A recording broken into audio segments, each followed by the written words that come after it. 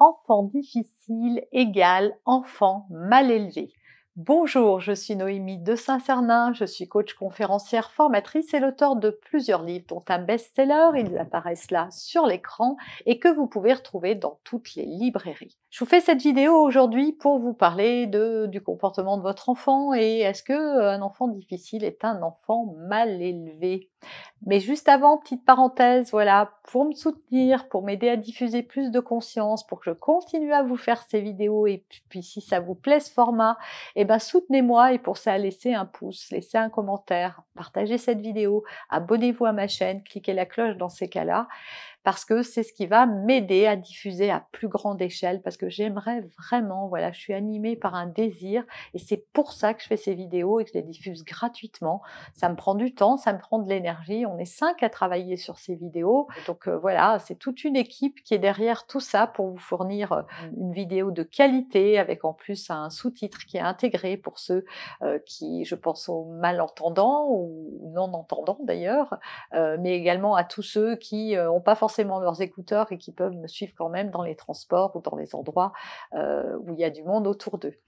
Donc pour me soutenir, je vous ai dit, voilà, je vous remercie d'ailleurs d'avance du fond du cœur pour votre soutien déjà très très fort et très présent à cette chaîne. Elle grossit bien, mais pas assez vite à mon goût.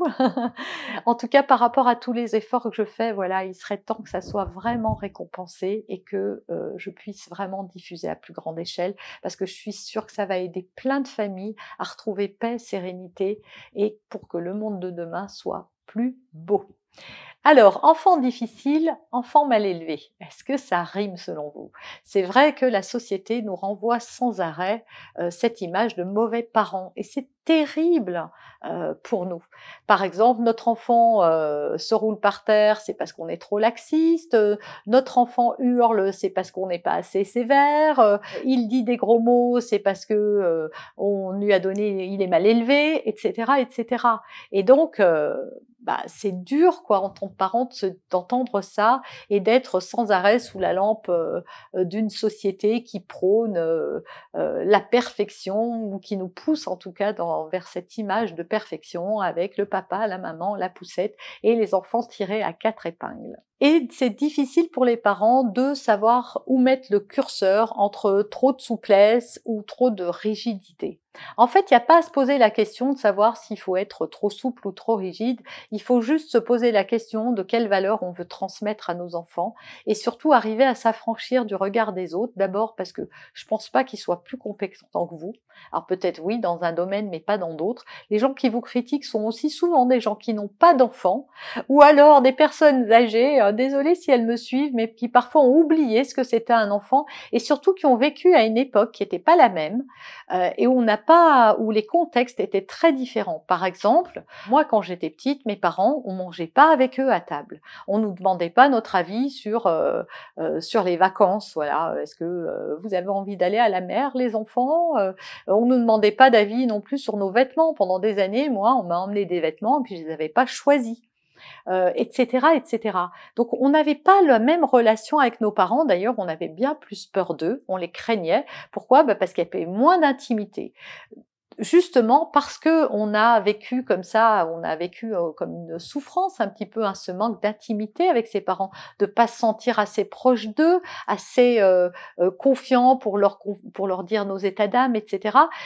Notre génération à nous, elle a voulu faire autrement. Elle a voulu être plus proche de ses enfants, vraiment les impliquer, les mettre presque à égalité. Et ça fait que les enfants, il y a déjà le contexte aussi qui change. Aujourd'hui, le travail des femmes est beaucoup plus important, donc les enfants sont plus ballottés. Je dis pas que c'est pas bien ou qu'il faut culpabiliser, c'est différent. Il y a aussi tous les écrans aujourd'hui, des sources comme ça qui sont compliquées à gérer pour les parents. Il y a les divorces qui sont de plus en plus nombreux, les familles recomposées, etc., etc. Donc les contextes et la façon dont on interagit avec nos enfants font que ceux qui donnent des leçons n'ont pas eu la même vie que nous et donc ne peuvent pas juger. Et puis nos enfants sont différents. Moi, je crois qu'ils sont plus sensibles, qu'ils sont moins disposés à accepter des choses que nous on acceptait. Je pense qu'ils se révoltent plus facilement et que c'est pas mal qu'ils le fassent parce que ça nous aide à nous améliorer en tant que parents. En tout cas, moi, c'est ce que je me dis. Alors avoir un enfant avec un fort caractère, et d'ailleurs j'ai fait une vidéo spécifique à ce sujet, bah oui c'est compliqué pour les parents, encore une fois on ne sait pas où mettre le curseur ni sur quel pied danser. On est dans des luttes permanentes, on se sent impuissant parce que en manque d'outils et on craint énormément le regard des autres dans ces conditions-là et c'est vrai que ça crée beaucoup de culpabilité en nous. Alors moi je vais vous dire, arrêtez la culpabilité parce que franchement, et je peux vous le dire, j'ai accompagné des milliers de parents, la majorité des parents vivent ce que vous vivez. Mais simplement, personne ne le crie sur les toits. Chacun reste dans son coin en pensant qu'il n'y a que lui qui est confronté à ces problèmes. Voilà, au bac à sable, on sort, on prépare les enfants, et comme ils sont avec d'autres enfants dans le bac à sable, bah, ça se passe bien. Parce que là, il n'y a pas de conflit, très rarement. Ça peut arriver, hein, une crise au bac à sable. Mais c'est plus rare parce que les enfants sont en train de jouer. Donc déjà, quand ils jouent, c'est plus facile. Et puis, ils sont en interaction avec les autres, un peu comme dans un village africain, hein, où on voit les enfants et les mamans ont moins de soucis à gérer leurs enfants. Et nous, dès qu'on passe notre porte et derrière les volets fermés, eh ben, la réalité, elle n'est pas cette image de perfection du tout. Et pour la majorité des parents, c'est pas le quotidien. Alors à qui la faute tout ça? En fait, tous les enfants sont uniques et tous les parents aussi. Et on est chacun là dans nos relations interpersonnelles et avec nos enfants en particulier, en train d'apprendre en fait, hein. Moi, je pense qu'on est à la vie comme à l'école. Et donc, notre enfant, il est en train de nous enseigner à développer sans doute des qualités chez nous, des compétences. Et on apprend souvent beaucoup. C'est vrai qu'en tant que parent, on est là pour apprendre des choses à nos enfants et à les accompagner. Mais souvent, moi en tout cas, j'ai énormément appris de mes enfants. Énormément.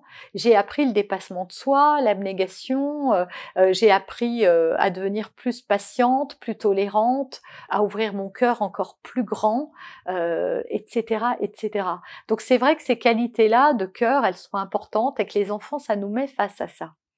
Et que donc, moi je pense que c'est positif. Donc prenez votre mal en patience. De toute façon, vos enfants, la bonne nouvelle, c'est qu'ils vont grandir. Un beau matin, ça deviendra des adultes.